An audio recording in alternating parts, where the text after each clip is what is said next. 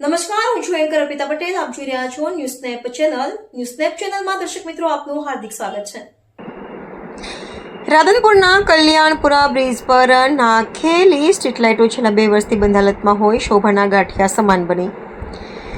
Street લાઇટો તો લગાવી પણ છેલ્લા 1 વર્ષથી વધુના સમય બાદ પણ લાઇટો ચાલુ ન થતા શોભાના ગાંઠિયા સમાન બની. આ સ્ટ્રીટ લાઇટો ચાલુ કરવામાં નેશનલ હાઈવે ઓથોરિટીને કયો ગ્રહ નડે છે તેની ખબર પડતી નથી.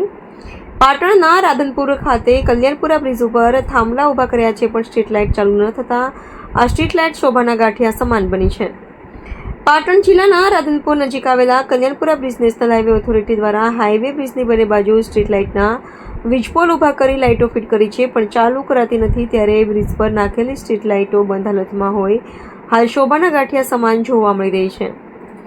રાધનપુરના કલ્યાણપુર ખાતે નેશનલ હાઈવે ઓથોરિટી દ્વારા 12 વર્ષ પહેલા હાઈવે બનાવ્યો હતો. તે સમયે બ્રિજ બનાવ્યો હતો પણ આજ દિન સુધી આ બ્રિજ ઉપર સ્ટ્રીટ લાઇટ નાખેલી ન હતી. જ્યારે 2 વર્ષથી વધુના સમયથી સ્ટ્રીટ લાઇટના વીજપોલ ઊભા કર્યા છે અને લાઇટ ઉપર લગાવવામાં આવી છે પણ આ લાઇટો ચાલુ કરવામાં નેશનલ હાઈવે ઓથોરિટીને કયો ગ્રહ નડે છે તેની ખબર પડતી નથી.